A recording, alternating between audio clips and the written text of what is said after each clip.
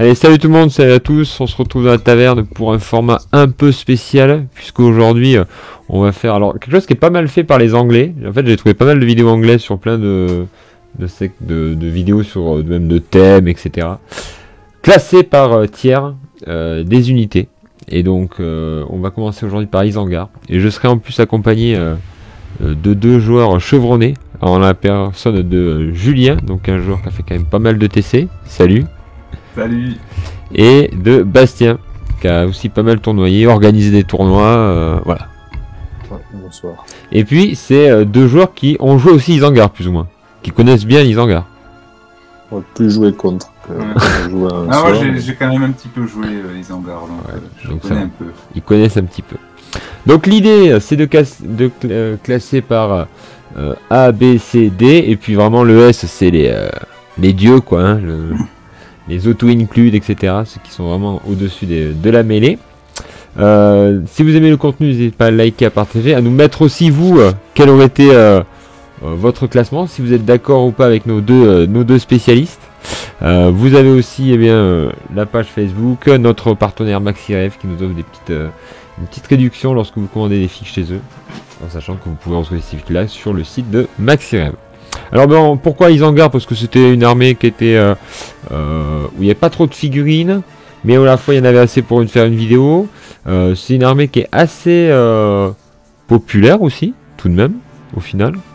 Et en plus c'est une des armées qui a été proposée là dans les nouveaux starters qui sont sortis par Games, des sortes de boîtes là. Et l'Isengard c'était la boîte la plus intéressante de toutes en termes de rapport qualité-prix. Donc voilà, il y avait donc Isengard. On va commencer d'abord par les héros, messieurs. Et évidemment, quand on commence par l'Isengard. Alors, petite précision, on fait Isengard pur. On fait pas Isengard Légion légendaire, par exemple, assaut sur le gouffre de Helm, par exemple, qui change évidemment un peu les choix qu'on peut faire. Donc là, on fait du pur Isengard. Alors, on commence par Saruman le Blanc à 180 points. Donc, un magicien, possibilité de lui prendre pour 10 points un cheval. Il y a le Palantir, la voix de Kurunir, c'est le seigneur des Istari. Donc, en termes de pouvoir magique, immobilisation, aura de terreur, injonction, impact magique et boule de feu. Et en termes de capacité, bon, c'est un sorcier, il a une défense que de 5, capacité combat de 5, par contre il a 3 de puissance, 3 de volonté et 3 de destin. Alors Saruman, on nous le place où? Bastien, je ne sais pas. Bon, pour commencer, ça serait par rapport à Isengard pur, un petit S. Un petit S. Ouais. Julien? Moi je suis d'accord à S. Alors, pourquoi un S? T'as envie de jouer. Ah bah c'est un des meilleurs, si ce n'est pour moi le meilleur Istari, magicien. Ouais. Ce qui fait que sa très grande force par rapport à d'autres magiciens déjà, c'est sa relance, qui peut relancer un pouvoir magique, relancer un dé lorsqu'il tente de lancer un pouvoir magique ou même pour résister. Donc ça le rend très fort. Ouais. Quand on regarde aussi le score requis pour les pouvoirs magiques, 3+, une injonction d'habitude, pour même les Nazgûl ou Roi Sorcier, c'est 4+. Immobilisation et immobilisation sur 2+. Auto. Et aussi, et surtout, et ce qu'il faut préciser, c'est immobilisation et injonction à 18 pouces. Oui. C'est, hormis Sauron, le seul magicien qui a une telle portée de 18 pouces. Normalement, c'est du 12 pouces. Et ce qui fait sa grande force aussi, c'est l'impact magique. Oui. Sur 4+, ça, c'est très très fort. Et pour, au final, 190 points si tu le prends à cheval. Ce qui est pas non plus... ouais. Ce qui est pas énorme, quoi. Et il vaut mieux à cheval, parce que oui, après, il faut à cheval. en termes de partie, il est quand même pas si facile à jouer. Ouais. Le cheval est il reste obligatoire. fragile. Et la figurine est très belle. D'autant plus que la nouvelle figurine est très jolie. Donc on commence très fort avec Saruman avec 180 points. Et si on parle de Saruman, on parle évidemment de Grima. Juste pour rajouter pour Saruman, il faut pas oublier que c'est un héros de légende, donc il peut mener aussi 18 troupes. Il y a plein de magiciens où il mène pas de troupes. Lui, il peut mener 18 figurines. Ouais, non, c'est... Et le Palantir, quand même, quand t'es en fin de partie où il n'y a plus de points de puissance, que tu prends l'initiative auto, Ouais. ça peut être très fort, ça peut faire gagner des parties sur des scénarios type domination où tu prends tous les objectifs et t'empêches l'adversaire de le faire. Donc, Une fois par partie, en effet, le joueur contrôlant la figurine dotée de cette règle peut utiliser le Palantir pour gagner automatiquement le jet d'initiative, et ce avant même de lancer le dé. Donc ensuite on passe évidemment à Grima, langue de serpent. Alors ici on le voit pas très bien, mais il est là. 25 points, c'est un héros indépendant. Bon, on va pas se cacher que c'est pas lui qui va tartiner au combat. Par contre il est vraiment casse-couille en termes de jeu, puisqu'il va quand même obligé à doubler, il me semble, les points de puissance lorsqu'on de puissance dépensée dans la zone où il est. Tout à fait. Sachant qu'on ne peut pas l'envoyer au combat, on peut pas on peut pas aller le combattre ou quoi que ce soit. C'est que par la magie ou voilà. Alors qu'est-ce qu'on en fait de Grima? Moi je le mettrais en B, pas forcément plus. Parce qu'il est casse-couille, ses capacités elles peuvent emmerder une armée, mais ça dépend tellement des scénarios, des trucs comme ça. S'il est loin des lignes de front, il servira à rien s'il apparaît dans les troupes. Ouais. Ça dépend. Ouais. Moi, je le mettrais plus en AA parce que c'est vrai que c'est quand même vraiment, il peut être vraiment pénible. Alors, en fait, ça va dépendre. En fait, souvent, son placement va dépendre de ce que contient l'armée adverse. Ouais, parce si l'armée adverse contient un magicien qui peut faire des sorts offensifs et donc le tuer, même si déjà ça lui coûte, parce que faire un trait de ténèbres, c'est pas complètement sûr qu'il va passer ou qu'il va blesser, et ça nécessite quand même un peu d'énergie, bon pour 25 points. Ouais. Mais généralement on va le faire parce qu'il est tellement pénible. Ouais. Sinon on essaye de l'entourer avec 3 figurines, ça nous enlève 3 figurines. Ou sinon ça dépend des armées en face. Ouais. Si c'est des gobelins, bah tu mets 3 gobelins en face et c'est fini, il fait plus rien. Voilà, il fait plus rien du tout. Mais si par contre c'est 3 demi-trolls que tu dois mobiliser pour 25 points, là ça coûte cher. Ouais. Et puis je pouvais pas le mettre en A, en B, parce que ça dépend tellement de la liste. C'est pas un héros qui dans toutes les parties va être important. Il peut faire beaucoup de choses, mais pas... Sur reconnaissance, il te fait gagner déjà 3 points. Faut préciser, parce que tu le mets dans une troupe adverse, la troupe arrive, et toi, hop, et tu le fais sortir directement. Ça, s'il te le bloque. Non, il peut pas. Bah non, parce qu'il peut rien faire, parce que tu l'amènes en même temps que il déploie ses troupes, c'est depuis le bord de table. Et Grima, il vient juste après avec cette troupe-là, et tu le fais ressortir direct.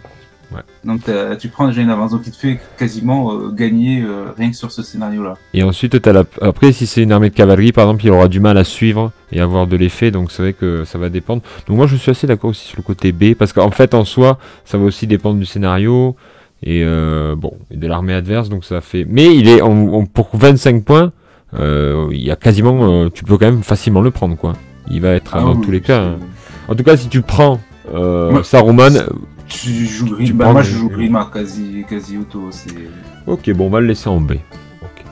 Donc on passe à l'Ours qui coûte 90 points, donc une capacité de combat de 5, force de 5, défense de 6, 3 PV, 3 d'attaque, hein, 3 points de puissance, 1 point de volonté, 1 point de destin. On peut l'équiper d'un bouclier, il passe donc à défense 7. Trouver le semi. Il reste à 6. Il reste à 6. Ah, dommage. Parce qu'il est équipé d'un arc. Obligatoirement. Donc, comme il y a Grima, il y a l'arc, tu peux pas avoir plus. Ça marche. Toute troupe menée par l'ours n'a pas à lancer de dépôt déterminé où elle arrive dans les scénarios qui nécessitent de tels tests. À la place, choisissez le résultat du dé, marche héroïque, frappe héroïque, force héroïque, défi héroïque. Je vous écoute sur l'ours. Moi, je mettrais un bon A+, pouvoir. Moi, je le vois en A. Ouais. C'est un peu le capitaine Urukai emblématique, quoi. Enfin, capitaine. Ouais, et puis par rapport aux autres, quoi, il n'y a pas beaucoup d'autres qui peuvent être... Lui, il a quand même une utilité, il a quand même 3 points de puissance. 6, et moi, ce que j'aime bien, en fait, chez lui, c'est qu'il a quand même, au final, pour un héros nommé, la marche, en fait. Ce qui est, au final, assez rare. Ouais. Marche et frappe, déjà, c'est vraiment pas mal. Et aussi par exemple, il peut toujours... il a un arc Urukai et en plus il touche sur 3+. Ouais. Donc c'est un des rares Uruk avec Vrashlu qui on verra plus tard, mais qui touche sur 3+, donc il peut faire un kill par-ci par-là, il peut se révéler pas complètement inutile même s'il est hors combat. Ouais. Et puis de base il a quand même 3 d'attaque. Ce qui est quand même Pour 90 points, je Ce qui trouve est qu'il est pas quand mal. même pas mal du tout. Voilà. Donc pour l'instant, on est Après- quand même sur du bon gars.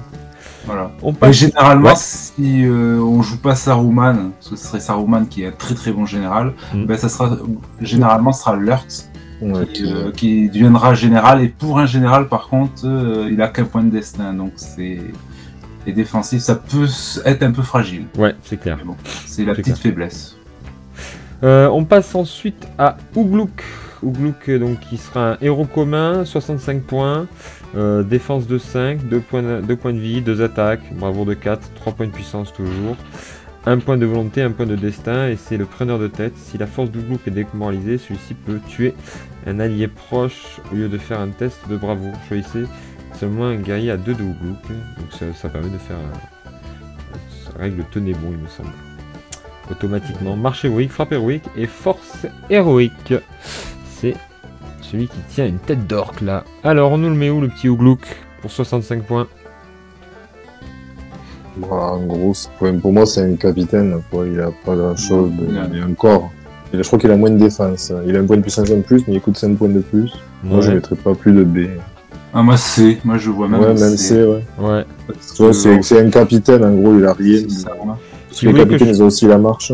Si vous voulez que je Ouais. vous le compare par rapport à un capitaine Urukai, en effet, il a une défense de De 6. 6. Après, Il peut-être a qu'on un devrait. point de force. moins.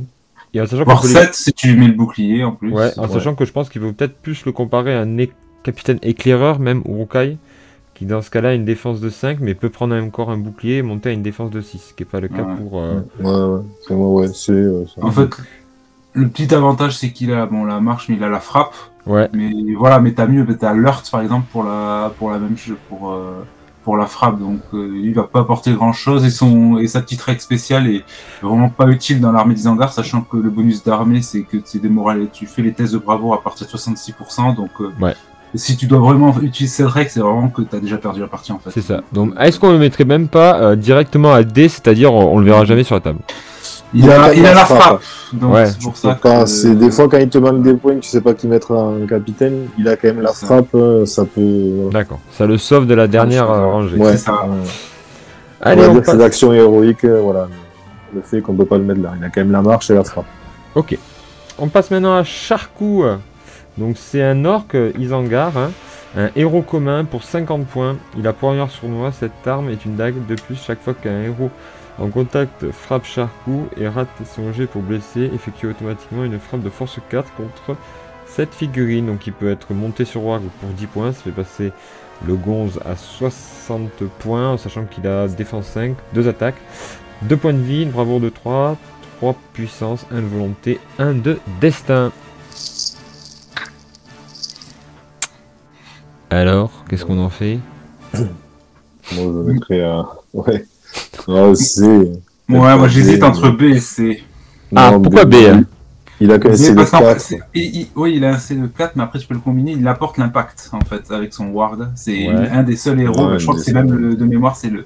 Ah non, quasiment un des seuls héros Ouais, il y a qui a une Trenda. mouture et qui peut et qui renverse en fait. Mais après, voilà, c'est pour ça entre B et C, mais après il apporte sa petite règle spéciale peut faire des choses aussi, c'est aussi Ouais. très Contre Ouais, des capitaines, c'est- je pense même pas plus. Hein, on va parce dire que très optionnel, mais Ouais. Ouais. mais c'est vrai, après, il a un C de 4, une force de 4. Il a 3 points de puissance, il peut faire des choses. Il a pas la frappe, il a la marche. Mhm. C'est. Et disons Voilà. que lui- Il a une bravoure de 3, donc ça, Ouais. c'est aussi, ça l'handicape énormément.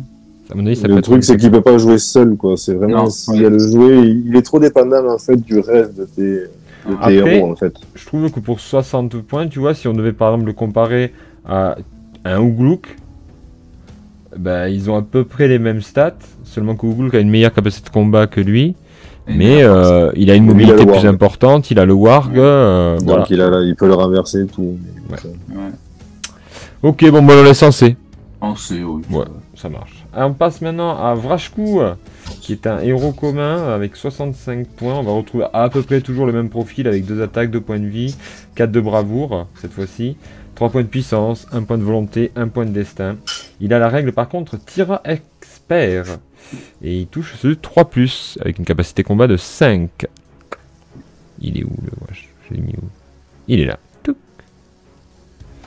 Alors qu'est-ce qu'on en fait notre tireur, celui qui avec son arbalète?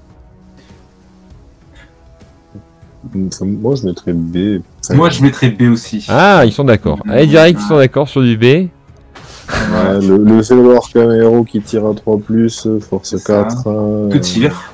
En plus. De tir, ouais. Voilà. En fonction des scénarios des parties, il peut être vraiment intéressant l'outil. Il peut mettre de la pression parce qu'avec ses points de puissance, il peut modifier ses blessures contre quand tu tires sur des héros pour toucher les chevaux, des trucs comme ça. Il a précision héroïque s'il veut. Oui, aussi. Il a la marche héroïque. Il a la donc, marche aussi. Sur ça fait un capitaine qui a une marche, donc pour avancer, il peut pas tirer, c'est un scénario où tu dois avancer, ben il a la marche, donc il a quand même son utilité.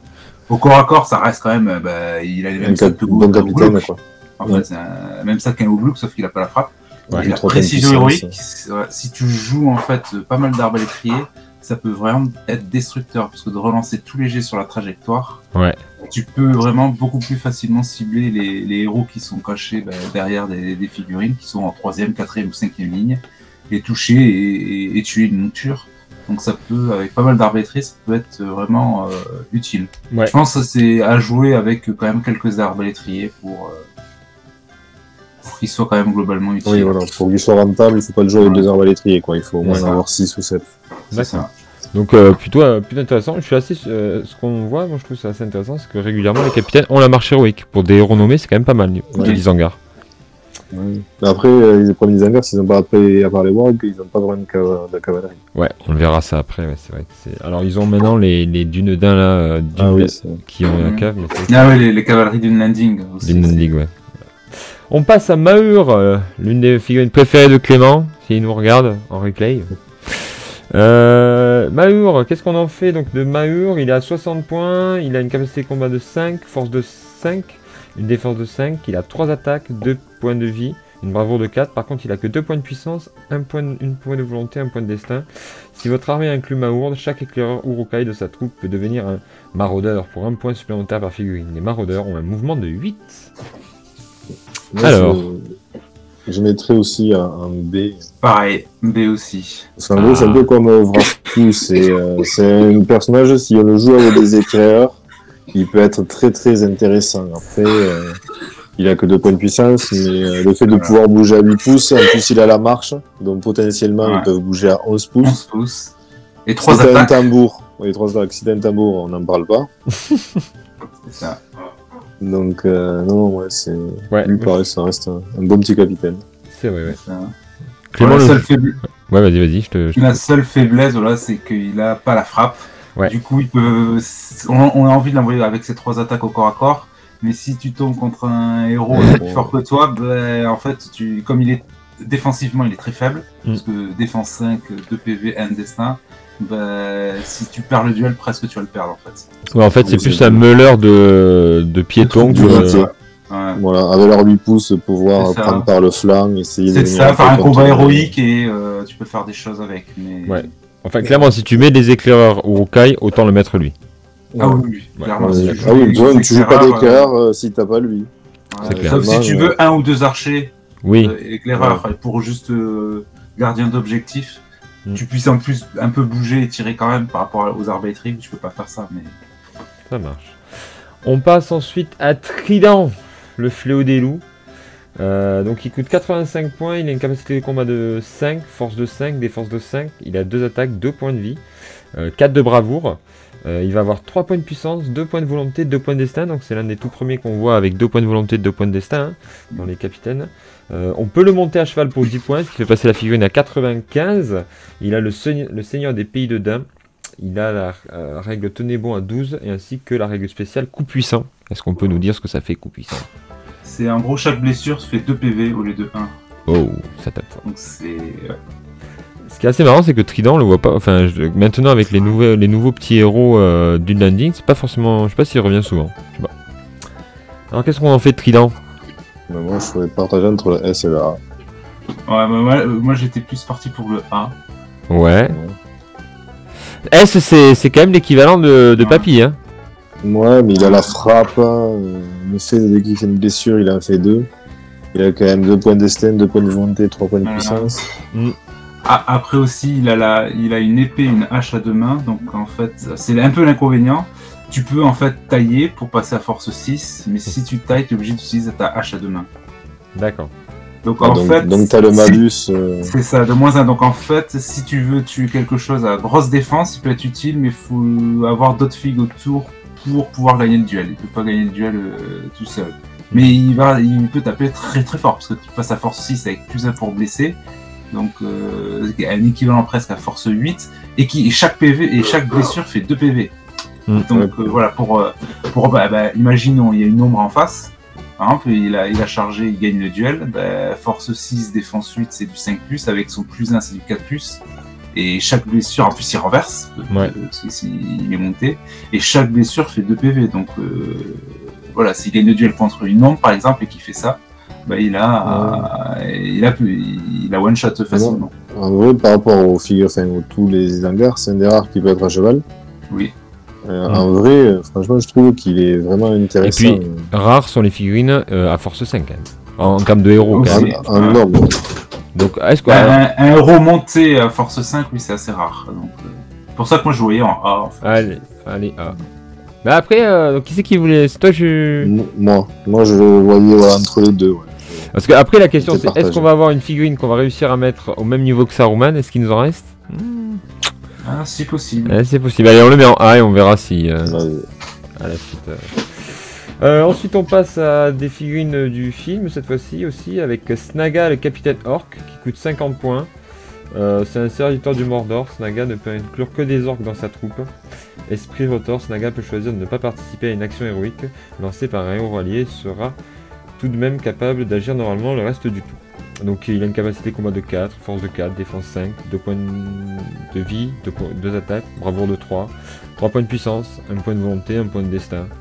Il a un défi héroïque, en fait c'est un capitaine orc quoi. Donc est-ce qu'on le laisse dans la mousse ou est-ce qu'on peut l'aligner? C'est 4 quoi. Moi je mettrais pas plus de C, ça fait sûr. Ah ouais, moi je vois même pas son intérêt. Donc presque moi en D, moi je vois en D parce que... Ouais, si. Ouais. Parce qu'en plus il a même pas la marche héroïque si j'avais... Oui, il a rien, il a un défi héroïque, avec lui tu vas pas faire un défi héroïque, t'imagines, il défi héroïque Chagrat, voilà. un tour. Voilà, au revoir. Donc la première figurine qu'on met en D parce que voilà, c'est vraiment c'est pour les scénarios mais bon voilà. C'est pour les scénarios, on va dire les scénarios retracés historiques, voilà. C'est ça. Rien d'autre en fait. Les scénarios fluff, mais bon en soi. Ouais. On passe à quand même une petite bête là, hein, puisque c'est Gorouf, peau de fer, avec une capacité de combat de 5, une force de 5 lui aussi. Défense de 5, 3 attaques, 2 points de vie, bravoure de 4. Par contre, il a 3 points de puissance, seulement 1 point de volonté et 1 point de destin. Il a la frappe, la force, ainsi que la défense héroïque. Il va avoir une petite règle spéciale qui est peau de fer. Si lors de la phase de combat, Gorouf est engagé contre un héros adverse, il peut déclencher un défense héroïque sans dépenser de points de puissance. Alors, je l'ai dit, 2 haches, une dague, armure. Qu'est-ce qu'on en fait de Gorouf? Lui, moi, je le vends en S. Ah ouais. Ah ouais, il est. Alors peut-être. Alors est-ce qu'on dans le tournoi qu'on va faire actuellement, c'est un des personnages qui revient le plus, il me semble, non? Ouais, c'est le plus joué, ouais. Mais après oui, 70 points, il coûte pas cher et c'est vrai qu'il y a quand même 3 attaques. 75 points seulement. Hein. Ouais, il a défense héroïque et une défense héroïque gratuite contre les héros, donc ça veut dire qu'il va te bloquer n'importe qui. Il y a Gulavar. Tu mets Gorulf, il le bloque avec sa défense héroïque. Ouais. Tout le temps. En fait, il te bloque n'importe quel héros. Et en plus, c'est gratuit. De base, tu vois, il n'aurait pas sa défense héroïque gratuite avec ses 3 points de puissance, déjà, ça peut être pas mal, mais avec sa défense héroïque gratuite, pour moi, c'est... Ouais, j'avoue que et puis il a la frappe, quoi, aussi. Et il a la frappe. Et déjà, il a combat 5, force 5 avec 2 haches, donc il peut tailler et passer à force 6. Donc tu vois, tu peux tailler quand tu joues contre un héros, tu vas pas faire la frappe, tu vas faire un gros héros, tu vas faire une défense héroïque, et en plus tu peux tailler gratuitement parce que on te laissera que sur du 6 si tu perds le duel, donc naturel, donc 100 points de puissance en plus. Donc ah non, il est très. Ah bah pour tenir 2 ou 3 tours. On est d'accord qu'il peut pas faire en même temps frappe et en même temps défense héroïque. Non, il faut qu'il choisisse. Allez, on le met parce que je pense que honnêtement pour le prix qu'il coûte, c'est quand même pas mal. Puisqu'en fait, il a à peu près le même profil qu'un Mahur. Mais il va avoir cette règle-là qui est quand même très très fort. Quoi. Qui le fait passer en fait à un stade au-dessus. Quoi. Bah, bien sûr, ouais, c'est... Oui, c'est vrai que c'est un point en combat, c'est un point de puissance gratuit. Ah oui, bah, tous les tours, bah, il faut juste, en fait, tu vas viser des gros héros, tu vas bloquer un Imraïl, tu vas bloquer ce que tu veux, j'ai dit un Gulavar, un Glorfindel, un Elendil. Et même psychologiquement, en fait, parce que moi, quand je joue face à Clément et qu'il me le joue, quand je jouais face à Stéphane, quand il me le jouait, bah, en fait, tu l'évites, en fait. Ah bah oui. Parce que tu dis, putain, si lui il me chope, ça va être un enfer, je vais pas réussir à le buter. Ouais. Et donc, en fait, même toi, en termes de jeu, ça te crée un endroit où tu te dis, bah, je peux pas y envoyer un de mes héros parce que sinon il va me le bloquer, ça va servir à rien. Quoi. C'est ça. En fait, voire même avec sa force 5, il peut te le buter le bordel. Ah ouais, bah forcément, même 6 si tu tailles. Après, c'est de la défense 5. Si l'archer en face, il faut bien le jouer. Le problème, c'est qu'il reste fragile. C'est-à-dire que la moindre petite bêtise que tu vas faire dans la partie, si tu le laisses un peu exploser, il peut se faire défoncer. Quoi. Oui, bah, normalement, il reste derrière jusqu'à arriver au corps à corps et charger le héros qui fait. Après aussi, ouais, en fait, sa faiblesse, c'est qu'il il se fait charger, ou bah, il affronte du combat 5 des guerriers, donc des elfes, des orientaux avec l'empereur dragon, il passe à combat 5, ou des demi-trolls. Là, par contre, là, il est très fragile, parce que là, il peut pas faire de défense héroïque gratuite, parce que c'est uniquement contre un héros. Ouais. Donc, c'est vraiment sa faiblesse. Mais généralement, lui, bah, tu vas pouvoir l'envoyer contre le héros, le plus gros héros qui est en face, qui fait le plus de dégâts, il va te le bloquer. Ça va. Un Balrog, bah, il va te le bloquer. Alors, généralement, en fait, les héros monstres, généralement, au lieu de taper normalement, ils vont soit refouler, soit le projeter. Pour essayer de l'éloigner le plus loin du monstre et de pas qu'il soit bloqué plusieurs tours. Mais sinon, contre les héros classiques,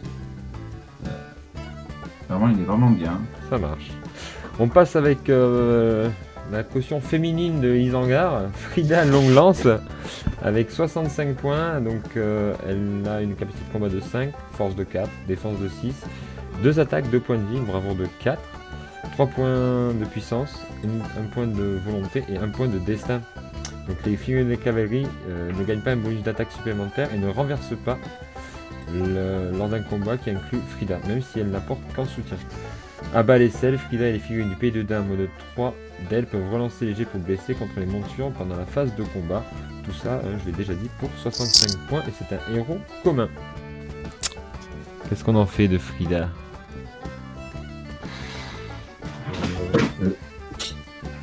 B, moi. Elle vous laisse sans voix. Ouais, moi en fait j'hésite entre A et B parce moi que... c'est pareil. Parce que règle spéciale pour bloquer les héros. Moi je la mettrais pas quand même au niveau d'un l'ours ou d'un trident par rapport à ce qu'on a vu tout à l'heure, les gars. Ouais. Ben, elle a... Ce qu'il faut voir, c'est quoi, annuler un bonus de cavalerie, alors ça peut être très très fort en fait. Oui. Si le trident il te charge, t'annules le bonus. Quoi. Voilà, et il a plus de attaques, il renverse pas, donc ça peut être très fort. Et aussi, elle a la défense héroïque, donc tu vas pas la blesser comme ça en plus. Et puis ce qui est étonnant, c'est que quand même la gonzesse a une défense de 6 quoi. Ouais. Et c'est 5. Et c'est 5. Ouais. Mais on peut même être en deuxième ligne, pas forcément s'exposer et bloquer un héros qui a chargé des figurines. C'est-à-dire que là, ton héros va charger peut-être des mecs un peu isolés, tu la mets elle, et là tout de suite de suite ça change le combat quoi. Elle a un peu le même rôle que Gurulf, mais en moins fort. C'est ça je pense, la vision. Ouais, donc moi je la mettrais quand même en B. Non. B. Allez. Est-ce qu'elle vaut un Mour? C'est ça moi la question. C'est pour ça que j'aurais vu en fait. Est-ce qu'elle vaut un Mour? Elle a que 2 attaques après. Ouais, mais après est-ce qu'elle est vraiment dans la catégorie trident et l'ours quoi? Tu vois? C'est quand même pas. Elle va pas nettoyer autant que les deux quoi, tu vois? Elle est entre deux. Les deux, ouais. Elle est un A- ou un B+. C'est ça. Alors on passe avec le prêteur de serment pour 55 points, c'est un héros commun. Il a une règle spéciale sans pair, haine du Rohan. Nous mourrons pour Saruman. Tous les hommes sauvages du Pays de Dain inclus dans la même armée que le prêteur de serment gagnent le mont Isengard. Les zones du Pays de Dain alliées à moins de 6 de prêteur serment gagnent la règle spéciale sans peur. Et il a la force héroïque. Est-ce que j'ai besoin de mettre le profil tellement il est pas ouf? Avec une attaque, 2 points de vie, 4 de bravoure, 3 points de puissance, 1 point de volonté, 1 point de destin. 2 attaques. 2 attaques, pardon. Et on défense 4. Bon. C'est... J'hésite entre C et D, moi. Bah honnêtement, quand on passera aux troupes, est-ce que vraiment les mecs du pays Les hommes de dingue. Bah ça peut être pas mal pour avoir du monde et avoir du monde qui est sans peur. Attention, c'est les hommes sauvages, hein, c'est pas les... Oui, je sais, c'est pas les guerriers, c'est les... Bah, ça te permet d'avoir du monde, parce que c'est pas cher les hommes sauvages, donc... C'est ça, en fonction des héros que tu joues des fois... Voilà. En fait, si tu joues lui, tu joues plein d'hommes sauvages, et en fait, ça te fait des guerriers comme s'ils avaient la règle garde du corps, tu vois. Ouais, alors moi honnêtement, dans ce cas-là, je le mettrais quand même plus en C, ouais. En C, parce qu'il est au final quand même plus intéressant que... Ouais. Et il est sans peur, donc lui il peut charger sans problème des terreurs avec -1. Il rentre que dans un seul cas où tu fais une armée populeuse, quoi. Ouais, t'as besoin de... Clairement. Voilà. Sinon, après, il est inutile complet, il faut pas le jouer. Bah, disons que si tu veux pas prendre des orques en tant que nombre, si tu prends des hommes du pays de Dain, tu le prends lui, quoi. C'est ça. Allez, ben on continue. Je crois que c'est la fin. Alors, je crois que j'en avais encore un héros nommé, mais ça doit être lui, mais il est peut-être au niveau. Je sais plus qui c'est. Je l'ai passé ou pas lui? Non, ça c'est le. Non, c'est pas le chef, c'est qui ça? C'est Snaga, non? Non. Non. Bon. Non, c'est Grishnak. Ouais. C'est Grishnak, ah ouais, mais il est plus dans. Ouais, il est plus donc. C'était donc on passe avec le capitaine Urukai à 60 points, avec une défense de 6, une capacité de combat de 5, une force de 5. 2 attaques, 2 points de vie, 4 de bravoure, 2 points de puissance, 1 point de volonté, 1 point de excellence, sachant qu'on peut l'équiper soit d'une arbalète, soit d'un bouclier, soit d'une arme à deux mains. Et qu'on a évidemment la marche héroïque. Moi, c'est C. Moi je le mettrais C aussi. Ouais, bah c'est un capitaine. Tu peux monter à défense 7. Mais en fait, le bouclier, donc ça te fait un héros. Bah, c'est le héros qui a la plus grosse défense, Dizengar. Mais à part ça, moi je trouve que au final on a vu quand même pas mal de capitaines nommés là, ne serait-ce que... Qui apportent des petits bonus un peu partout. Des petits bonus. Alors que lui, voilà, il t'apporte il a pas de défense, il a la marche. Donc dans une armée classique d'Izengar, oui, ça paraît bien. Ouais. Ensuite il y avait le capitaine Urukai, mais excusez-moi si je l'ai pas mis, mais est-ce que vraiment vous l'auriez mis mieux? Capitaine Éclaireur. Capitaine Éclaireur. Non. Non. C'est la même chose. Il a une défense 8 de moins. Ouais. On passe maintenant au chaman Urukai, qui a 50 points. Capacité de combat de 4, force de 4, défense de 4, attaque 1, PV 2, bravoure de 4. 1 point de puissance, 3 points de volonté et 1 point de destin. Donc là on est sur un chaman assez classique. Il a Frénésie Urukai Izankar avec une portée de 6 sur un 3+. On peut lui mettre une armure pour 5 points de plus. Et il a immobilisation à 12 sur un 5+. Mais on n'ira pas chercher immobilisation je crois avec lui. Donc on lui fait quoi le chaman? Et c'est un héros mineur. Héros mineur. Ouais. Donc qu'est-ce que tu trouves en plus? Ouais. Mais le magicien, tu joues ça roman. Après, le seul truc, c'est la frénésie. Mais après, c'est ton unité, tu peux. Ouais, si tu veux avoir problème de terreur, bah tu joues quelques berserkers. Voilà. Ou des hommes sauvages avec le prêteur de serment, comme on a vu. Et sinon, après. Ouais, donc vraiment, il sert plus à rien. Il sert pas à grand. Parce qu'à l'inverse d'autres armées ou canaliser. Alors attendez.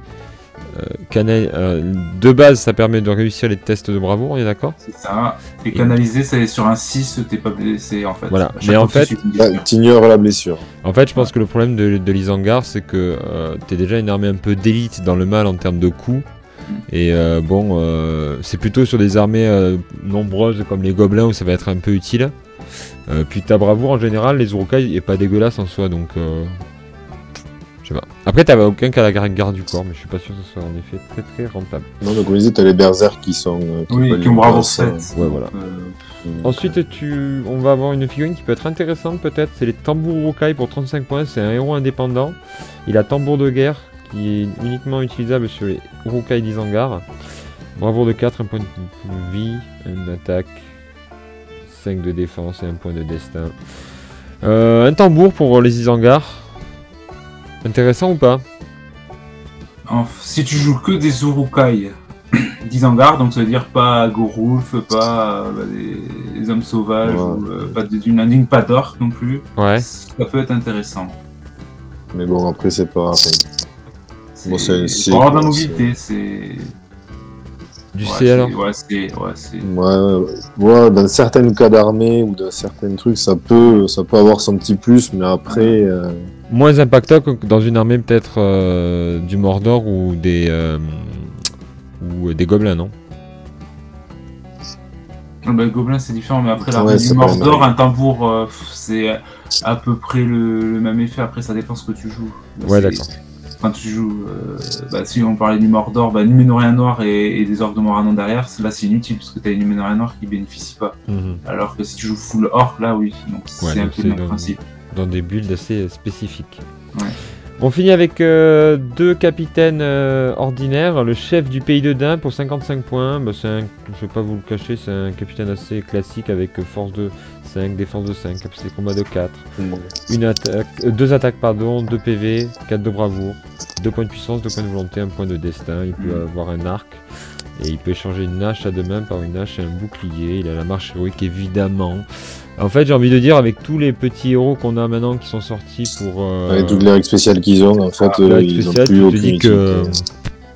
À choisir, tu choisis toujours un des personnages nommés avec des petites règles spéciales plutôt que des capitaines et des chefs. Ouais. En plus, il a un 7-4 et pas de 5 par rapport au capitaine Rook. Donc, après, il a 2 points de volonté, donc c'est contre la magie, quand quelqu'un veut essayer de t'annuler une marche avec la magie. CD, CD. Mais... Bon. À rigueur, c'est allez, ils sont gentils. Pour la première fois, ils sont gentils. Et on finit avec le capitaine Orc, 40 points. Est-ce que j'ai besoin de détailler aussi? C'est à peu près la même chose, seulement qu'il a une volonté que de 1. Et puis voilà. Et une bravoure de 3. Bravoure de 3. Donc en fait, c'est comme Charcou, sauf qu'il a 1 point de puissance en moins. Ouais. Donc on va le mettre en D, non? Ce qu'il vaut combien? Je me souviens plus. Charcou, il vaut... Charcou, on était sur du... 50... Ah oui, 65 points. Alors lui, il vaut, si tu mets bouclier et ward, c'est 55 points. Donc 10 points de moins, il a, par rapport à Charcou, il a juste sa règle spéciale en moins. Et 1 point de puissance en moins. C'est... Ouais. Voilà. Voilà, oui, si tu joues un capitaine Orc, tu joues Charcou, donc on va avoir plein de puissance de plus. Ouais. Donc donc ça va être D, c'est ça. Ouais. Voilà, on a fait notre petit classement des héros de l'Isengard.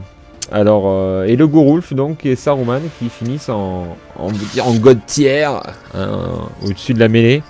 Un peu des auto-include, et après les autres, ça dépendra plutôt de votre composition d'armée. Mais il y a quand même un petit lot de héros assez sympathique quand même.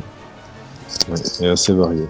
On peut faire pas mal de choses. Par contre, on l'a très bien dit tout à l'heure, et je pense que ça a été déjà relevé, assez peu de héros montés, puisque le seul qu'on peut avoir monté, c'est Trident, et on sait que c'est important quand même à SDA de pouvoir renverser. Donc c'est peut-être un bon héros, voilà. Après, Charcou et le capitaine Orc, mais voilà, c'est comme c'est C ou D, c'est moins intéressant. C'est ça. Eh bien, je vous propose qu'on passe maintenant aux troupes. Allons-y. Allez, on passe aux troupes maintenant, et on commence par les éclaireurs Uruk-hai. Alors les éclaireurs Uruk-hai, c'est 8 points, donc ça coûte 8 points, donc capacité de combat de 4, force de 4, défense de 4, donc un point de vie, bravoure de 3. Ils peuvent être équipés d'une bannière, d'un arc Uruk-hai ou d'un bouclier. Alors qu'est-ce qu'on en fait de nos éclaireurs, si chers à Clément? Moi je les mettrais, en fait, par rapport aux unités, un C. Parce qu'en fait, si tu les joues avec Moyure, tout ça, ils ont leur bonus là, passé à 8 pouces, donc ça peut être vraiment intéressant. Mais après, en termes de figurines par rapport à d'autres, je trouve qu'ils sont un peu en dessous. Ils ont un bon... Après, c'est un gars Uruk-hai, mais avec un point de défense de moins. C'est ça, ouais. Voilà. Là, c'est après, si on prend pas Moyure, l'intérêt, c'est d'en prendre 2 avec Arc Uruk. Voilà, pour juste gardien d'objectif. Ça serait l'équivalent de pisteur quand on joue dans le Mordor, donc qui coûte plus cher mais un peu plus fort. Ce serait leur seul rôle. C'est ça. En gros, c'est soit pour gérer un objectif pour le défendre avec 2 archers. Sinon, si t'as Moyure, tu le joues. T'en joues quelques-uns, mais après, c'est pas. C'est pas ça qui va faire la phalange. Voilà. C'est ça. On passe maintenant au guerrier Urukai pour 9 points. On va avoir une CC4, une force de 4, une défense de 5, une attaque, 1 point, 1 PV, 3, 2 bravoure. On peut les équiper avec bannière, pique, bouclier et arbalète. C'est un peu la base du... Alors on les met où? Alors on va dire que après, ça dépend de l'équipement, vous allez me dire peut-être. Ouais, ça dépend. Après j'ai différencié les arbalétriers parce que j'ai estimé quand même que c'était quand même une unité un peu spécifique, donc on verra après pour ce qui est l'arbalétrier. Mais le guerrier Urukai de base. Qualité-prix, c'est une très bonne troupe de base. Ouais, moi je mettrais A parce que qualité-prix, oui. Défense de 6, tu mets le bouclier, ils ont quand même force 4, c'est 4. Et après, tu peux mettre des piquets derrière et combattre sur donc 3 rampes avec 2 piquets derrière. Ouais. Si on est là toujours en réfléchissant dans le build, dans la liste Isengard, c'est quand même l'une des toutes meilleures, si ce n'est la meilleure unité d'infanterie de base. Hein, oui, de base, oui, clairement. Voilà. C'est ce que tu vas jouer en force principale en fait, en phalange. Voilà. C'est ça. Donc le rapport qualité-prix est quand même assez intéressant. Je vous propose qu'on passe à l'arbalétrier. Et là, ça peut être aussi très intéressant. Qu'est-ce qu'on en fait nos arbalétriers, en sachant que ça fait venir la figurine à 11 points. 11 points. Moi je vais mettre un B. Pareil. Ouais. Parce que le fait qu'ils puissent pas bouger, tirer, après c'est sûr, c'est des tireurs force 4, mais c'est à 4+. Ouais. Ça peut être très dévastateur, mais en même temps, c'est une menace, ça peut rien faire. Bah disons que quand ils vont toucher, en général, ça va pas laisser de répit, quoi. Voilà, mais bon, c'est du 4+ pour toucher, tu peux pas bouger, tirer, tu es assez... Ouais, tu peux te les faire facilement bloquer, on va dire, si jamais il y a un peu de décor. Mais je pense qu'en mettre 4, c'est quand même pas... Ça met toujours la pression. Ça met toujours la pression. Oui, toujours. Mais voilà, il en faut, mais voilà, ça reste pas... c'est pas dans les hangars ce qui fait vraiment sa force. Non, on est d'accord. On passe au troll d'Isengard, 110 points, une capacité de combat de 7, force de 7, défense de 8, 3 attaques, 3 points de vie, une bravoure de 4, on peut échanger l'épée contre une lance, échanger le bouclier contre un tambour de guerre pour 25 points. Il a terreur, jeté de pierre, portée 12, force 8, les trolls qui sont toujours pas à la fête dans cette nouvelle version. Alors, qu'est-ce qu'on en fait ? Personnellement, moi je le mettrais en D. Ouais, malheureusement c'est un peu triste, mais je crois qu'on est tous d'accord. Ouais, après, bon, s'il est bien couplé avec le bon héros, et c'est comme ça fait des actions, il peut faire des choses. Il a un socle énorme, hein, donc... voilà, tu peux pas le bouger, faire ce que tu veux comme tu veux. Et en plus, un guerrier peut le bloquer rapidement, comme tout monstre sans point de puissance. Ça peut... Ouais, c'est un peu le trou dans la raquette. Dans les versions précédentes, il était un peu meilleur, je pense. Mais alors là, la nouvelle version, là... Après, avec le tambour... Tu vois, peut-être avec le tambour, il passerait en C. Parce que, tu vois, il coûte un peu moins cher que le tambour Uruk. Et là, ça s'applique à tout le monde. Vraiment à tous ceux qui ont le mot-clé... tout le monde. Tous ceux qui ont le mot-clé Isengard. Alors, je crois que ça s'applique pas au Dune Ending, mais... Mais c'est pas au Urukai, même? Non. Il marche pas. Non, donc ça s'applique. Tambour de guerre, il y a entre parenthèses Isengard. Ah oui. Isengard, ouais. Ah oui, mais ça fait passer 125 points.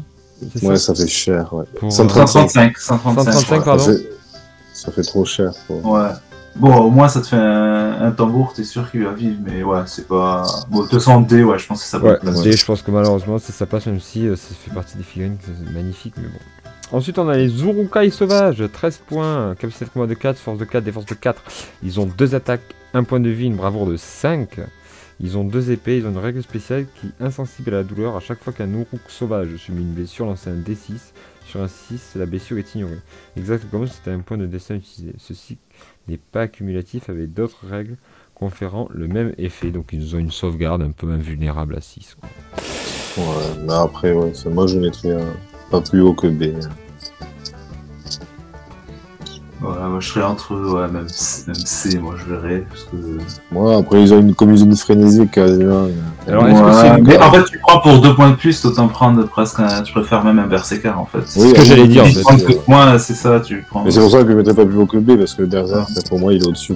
Ouais, donc c'est un C+, ou un B-, voilà, vous avez compris. Puisqu'on arrive tout de suite derrière au Berserk. Alors je les ai pas mis les Berserk, tiens. Ah, je les ai oubliés.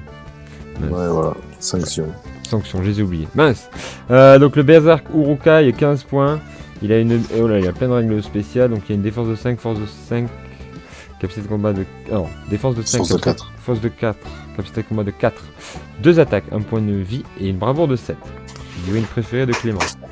Une épée de Berserk est une épée bâtarde. Si un Berserk Urukai remporte un duel alors qu'il combat avec une épée Berserk en utilisant à deux mains, il peut soit assigner normalement ses attaques, soit répartir une blessure de force 4 à plus 1 pour blesser sur chaque figurine engagée. Ouais, c'est en gros il tournoie comme ça, etc. Insensible à la douleur, donc c'est à chaque fois qu'il prend une blessure sur un 6, il ignore.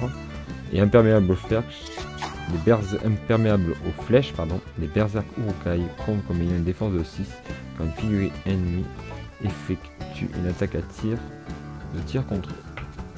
15 points. Donc on les mettrait où ces Berserk?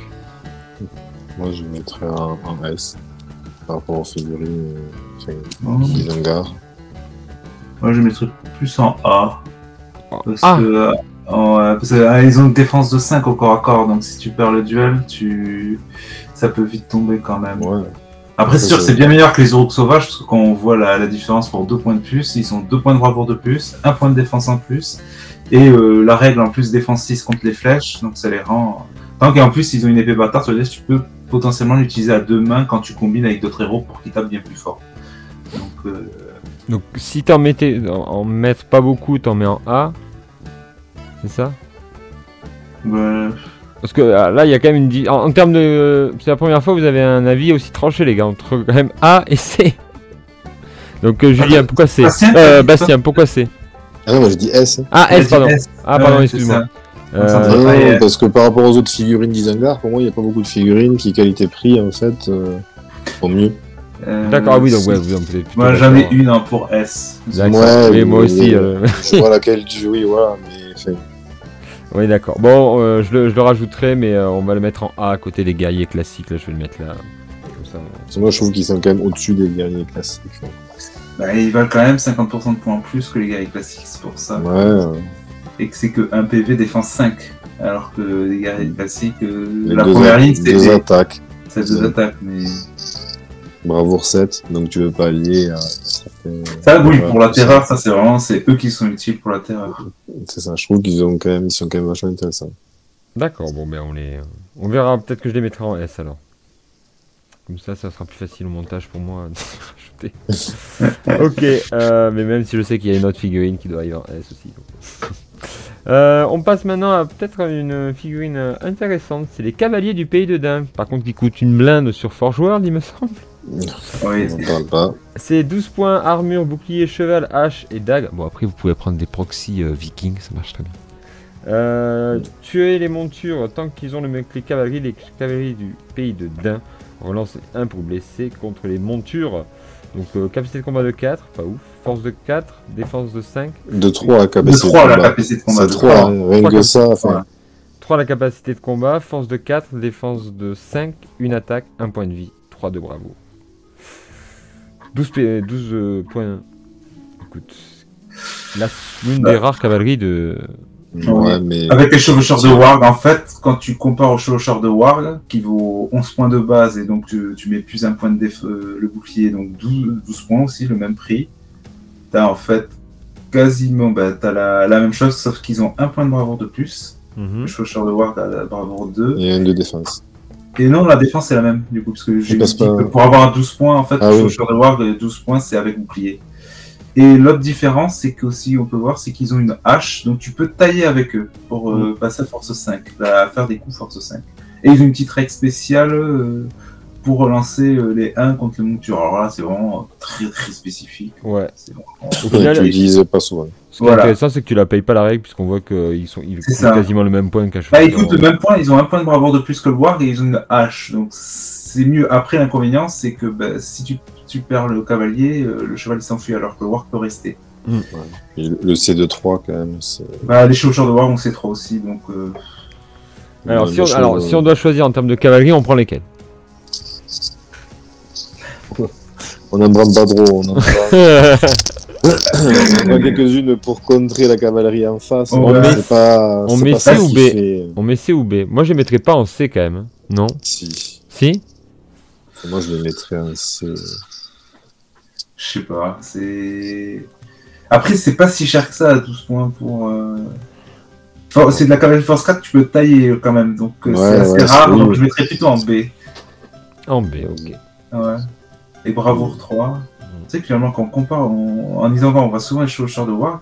Et on peut dire, ouais, mais ils ont le mot-clé Isengard pour avoir les bonus, et même pas, non, ils ont même pas, ils ont le mot-clé de mémoire, ils ont le mot-clé Mordor, je crois, les chevaucheurs de War d'Isengard. Ouais. Donc, à fait. ils ne citent pas des bonus, donc du coup, par rapport aux chevaucheurs de War, parce que c'est vraiment les deux seules cavaleries qu'on peut jouer, finalement, je les mets un peu au-dessus. Ouais, moi aussi. Sauf si Hein. tu joues le javelot. Ouais.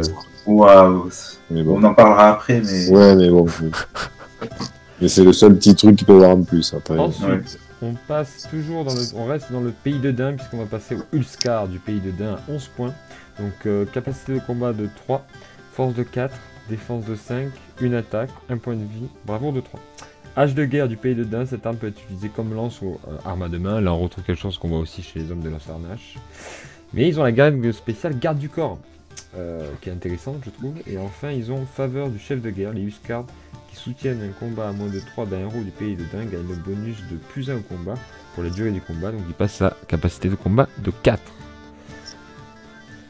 Alors, nos Huskard, B. En fait, c'est sauf si tu joues full Dune Landing, mais bon, Ouais. tu joues pas Isengard, tu joues la Légion légendaire. ouais, Sinon, ouais, ils sont inutiles, aucun intérêt. D. Ils ont juste garde du corps, qui sont intéressants, mais Ouais. Après, quand dans tu le compares, genre, même si tu compares à d'autres factions, ça coûte beaucoup trop cher. Ouais. C'est... Mais là, tu vois, j'essaye de comparer. Si je compare avec, par exemple, des guerriers de l'Ansarnache qui sont à peu près pareils, qui ont une meilleure Ouais, mais ils sont pas capacité- garde du corps. Ils ont pas garde du corps, ok, mais ils ont une capacité de combat au final de 4 et ils coûtent 9 points quoi. Après, ils ont force 3, alors qu'ils ont force 4 avec une hache, ils peuvent même Ouais. passer à force 5 en taillant, mais voilà, c'est... C'est vrai qu'ils sont En quand fait, même un petit peu chers. ouais. Mais oui, ils sont beaucoup trop chers. L'intérêt, en fait, c'est si tu joues full Dune Landing, full homme de guerrier de pays de Dain, c'est d'avoir un peu de combat 4, mais bon, faut être en plus à proximité des héros, c'est pas un combat 4 que tu as, et en plus, c'est que 3 pouces. Mm. Et il faut soutenir, donc c'est... Voilà, ils sont beaucoup trop chers, ils sont nuls. Ouais, on est d'accord. Trop cher. On passe maintenant à une pépite qui, à mon avis, va oui. aller tout en haut. Ah oui. C'est les Crévins du pays de Dain. Oiseau, infanterie, guerrier. Pour 20 points, vous avez une figurine avec un mouvement de 4. Je rigole. Une capacité de combat de 2 qui touche sur du 6+. Force de 2, défense de 3, 2 attaques, 4 points de vie, bravoure de 3. Mais ils ont la règle vol, donc en fait ils bougent de 12. C'est On est ça. d'accord. Ils ont vue perçante, les ennemis situés à moins de 12 d'un Crébin perdent la règle discrétion, ce qui peut être intéressant, même si c'est assez situationnel. Et les attaques à distance ne peuvent toucher un Crébin que sur un 6 naturel. Donc vous avez quand même quelque chose qui a 4 points de vie et qui est blessé au tir que sur du 6. Donc il faut aller les chercher au combat. Alors, Non, c'est pas blessé que sur le 6, c'est que en gros tu les touches. oui, que tu les touches sur le du 6. 6. Tu les touches sur du 6, pardon. Donc bon, déjà il faut... Après, ça reste de la défense 3. tout ce qui est elfe à 3+, là tout de suite... Ah, ben non. Non, Alors qu'est-ce qu'on en fait de ces Crébins? non, moi, c'est en S. je Alors trouve. pourquoi S? Moi, c'est ce qui a changé en fait l'armée d'Isengard avec Saruman. C'est ce qui permet de rendre Saruman en fait ultra compétitif. Vas-y, Maintenant, explique-nous parce la qu'avec les combo. impacts magiques, avec un Grébin, tu peux, et combiné à Saruman, tu peux te permettre de renverser des ombrellés. Ce que tu ne pouvais pas avant. Il y a les petits combos qui sont connus, c'est en fait avec un Grébin, tu charges par exemple, bon, soit une ombrellée ou un autre héros. Bon, ils ont bravoure 3 en plus par rapport à d'autres monstres qui ont d'autres unités du même type qui ont souvent bravoure 2. Eux, ils ont bravoure 3. Donc, si tu arrives, tu as la chance à charger les mêmes unités qui fait terreur. Donc, par exemple, une ombrellée, tu charges l'ombrellée plus un guerrier à côté. Et avec Saruman, donc il est en contact avec l'ombrellée. Et tu fais un impact magique sur le guerrier. Donc, le guerrier ne peut pas résister. Et c'est tout le combat qui est renversé. Et l'ombrellée avec. Ouais.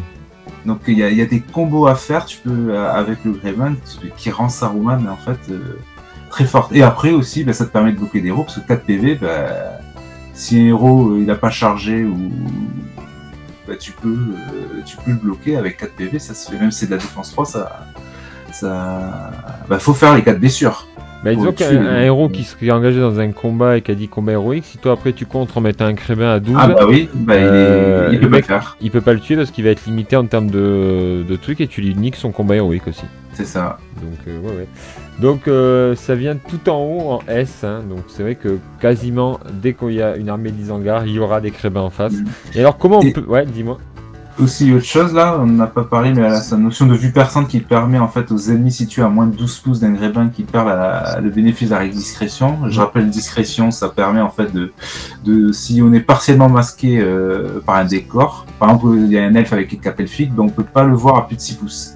Avec lui, par exemple, on pourrait le voir, et donc Saruman avec sa portée de 18 pouces, pareil, va pouvoir faire du coup un sort sur un héros qui aurait cette capacité. Et il y en a quelques-uns, donc c'est clair. Même ça paraît anecdotique, mais ça peut être utile dans certaines parties. Ouais. Et petit... qu'est-ce que je voulais dire sur ça alors comment on lutte contre les crébins? S'il y a Saruman et des grébins en face... alors s'il y a Saruman et des grébins en face, faut réussir à tes héros, en fait, si tu veux pas perdre la monture, absolument pas perdre la monture, faut réussir à écarter de plus d'un socle de cavalerie de tous tes guerriers, pour éviter ça. Et même c'est compliqué, mais après c'est un impact magique qui va toucher un guerrier qui est devant toi, donc c'est très compliqué à lutter. Ouais. Faut pas avoir l'initiative, si c'est le cas. Ouais. Il faut pas avoir l'initiative quand tu arrives au premier tour de combat pour que justement, en fonction de ce qu'il fait, il pourra pas combiner forcément Saruman avec Rebecca. Aussi pour cette unité, c'est une unité aussi très forte avec leur mobilité de 12, tous pour aller chercher des objectifs, on n'a pas parlé, mais chercher des objectifs, une relique ou...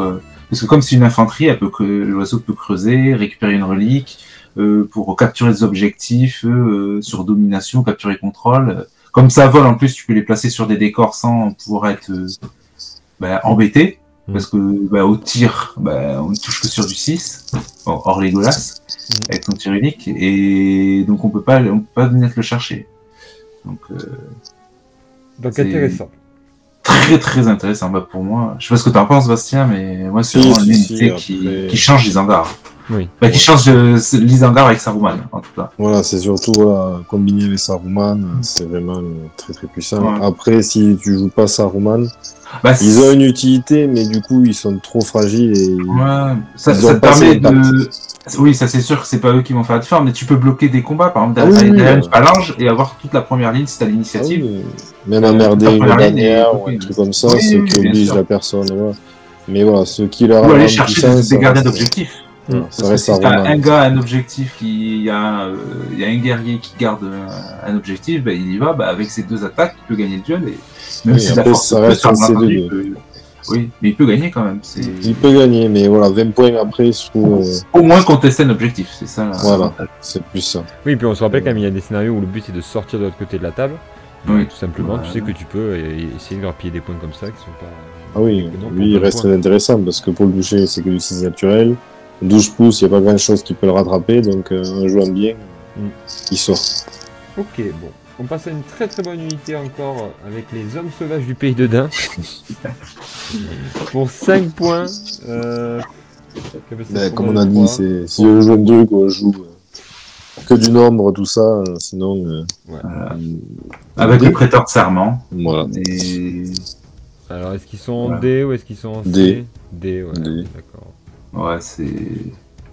La seule c'est pas cher, c'est N du Rouen. Ouais, voilà, c'est N du Rouen. C'est très spécifique, il y a peu de joueurs qui jouent du Rouen. Je crois que là, au tournoi là, d'Oziel avec 32 joueurs, je crois qu'il y a qu'un seul héros qui joue du Rouen, c'est un Théodred, mais il n'y a qu'un seul gars qui joue du Rouen. Et c'est pas full Rouen, c'est juste une personne, je crois qu'il va se reconnaître.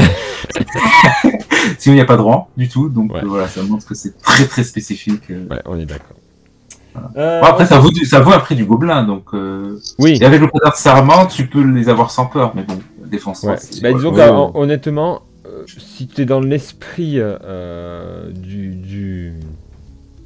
des Isengard, tu veux jouer le nombre, au lieu de mettre des orques, tu vas plutôt mettre des mecs du pays de Dain pour être un peu plus historique, fluff, etc. C'est ça. Le guerrier du pays de Dain, on continue avec des très bonnes unités pour 7 points. Qualité de combat de 4, force de 4, défense de 4, une attaque, un point de vie, bravoure de 3 et on peut l'équiper par plein d'équipements comme l'arc, l'achat de main, le bouclier. Est-ce qu'on va mettre une unité du pays de Dain en dehors? Ah si, on a mis les cavaliers en B, mais bon. Non, ça reste du C. Alors, on le répète encore, évidemment, lorsque vous prenez la légion légendaire du pays de Dain. Ça change tout. Ah oui, ça change tout. T'as pas le choix, donc. Ça fait votre unité de base, etc.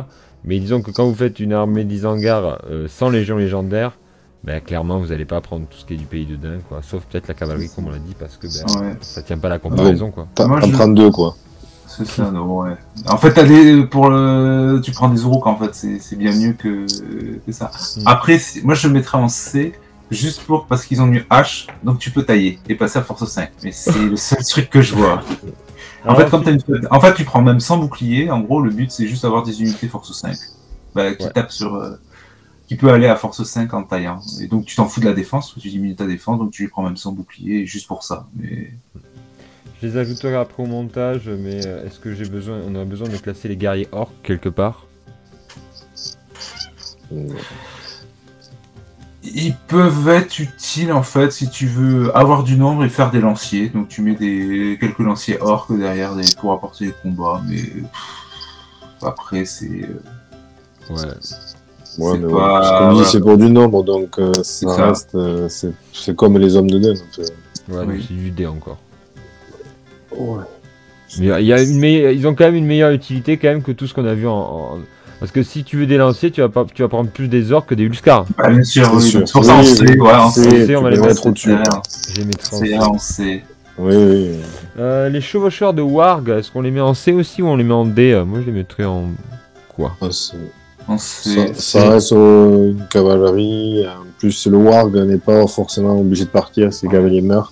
Ouais. Donc c'est le genre de truc des fois qui peut casser les couilles à un adversaire et bon, ça peut contrer une cavalerie, quoi. Ouais. Donc, après, il a plus d'une chance sur 2 de se barrer, mais bon. Oui. Soit mal entendu. Tout à fait. C'est ça. Alors le chevaucheur de Warg, par contre, je l'avais pris, donc on le met en C, on a dit. Hop, ouais, C, c'est donc je mettrai on passe maintenant à l'équipe de démolition qui coûte 80 points. Donc là, il y a plein de règles spéciales, je vais vous les passer. Mais en gros, ça explose. Ouais. Alors là, si on avait parlé de la Légion légendaire, ça serait... Oui, ça t'apprend. Voilà. Dans les Isengard classiques. C'est pas... Non, c'est trop compliqué. En fait, c'est très fort, bien placé, tu peux tuer des gros héros, faire un massacre. Ouais. Parce qu'en plus, ce qu'il faut bien comprendre, c'est que tu déclenches la charge avant d'effectuer les combats héroïques. Ouais. Donc ça veut dire, si tu arrives à bien la placer, ça peut faire vraiment un massacre. Mais après, dans une liste Isengard, c'est pas forcément ça qu'on va vouloir jouer dans une liste Isengard classique. Donc, on met dans du C ou dans du D? On peut mettre du C, oui. Même si tu l'optis pas, ça peut quand même faire des dégâts, mais tu perds aussi beaucoup. Ouais. Ok. Et donc on finit, et je crois qu'on aura fait le tour avec l'Isengard, avec la baliste de siège des Isengard pour 65 points, donc c'est une arme de siège, qui a une force de 9, une défense de 10 et 4 points de vie. On peut pourvoir, comme d'habitude, le vétéran capitaine ingénieur, nombre d'équipage supplémentaire 9 points, et projection perforante. Donc si le tir de la baliste touche une cible, elle subira une unique blessure de force 9. De plus, si la cible possède une force 5 ou moins, elle sera projetée et poussée d'un des 6, donc c'est pour montrer que voilà.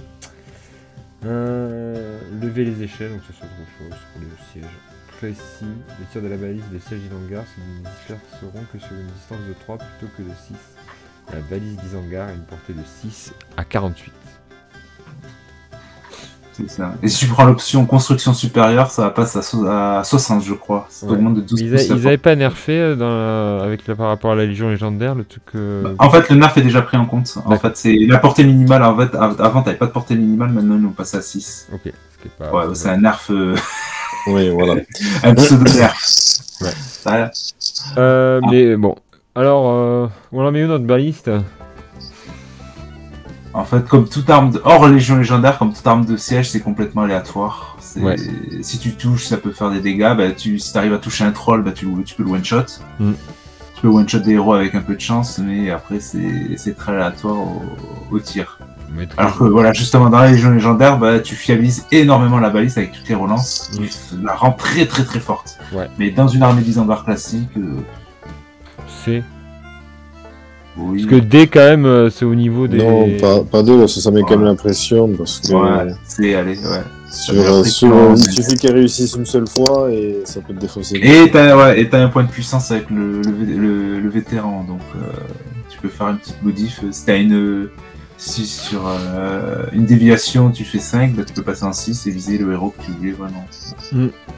Donc finalement il y a quand même pas finalement énormément de troupes de qualité si on résume, puisqu'on va surtout s'appuyer sur des troupes de l'Isengard classiques, des Urukai avec soit la pique soit le bouclier. Les berserkers, faut pas oublier. Les berserkers qu'on avait mis aussi en A, pardon, ici. Et les grébins. Et après on va avoir des unités un peu spécifiques, soit des tireurs avec les arbalétriers, soit une unité de cavalerie avec les cavaleries du pays de Dain. Disons qu'après que c'est des unités qui dépendent vraiment des héros qu'on prend. Ouais. Ça veut dire que c'est pas des unités qui vont se marier avec tout le monde. C'est ça. Le truc d'Isengard, c'est en fonction vraiment des héros qu'on prend, on marie avec les unités qui vont bien. Oui, tout à fait. Voilà donc pour l'Isengard. Donc n'hésitez pas encore une fois, comme pour les héros, à nous dire en commentaire si vous êtes d'accord avec ce classement. Évidemment, c'est un classement tout à fait subjectif. C'est l'expérience de nos chers petits camarades qui fait foi. Je vous remontre ce qu'on avait fait donc pour les héros avec Saruman et Gorulf en top de notre liste.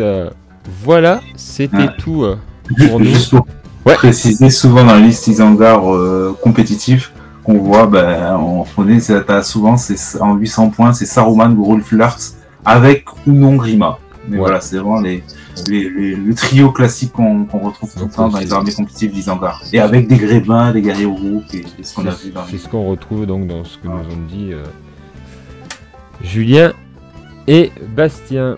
Voilà, j'espère que ça vous a plu ce petit format, qu'est-ce que vous en pensez Ah bah oui, c'est sympa, ça permet vraiment de tout revoir et de réfléchir sur à leur position. Des fois, on hésite. Ouais, c'est ça.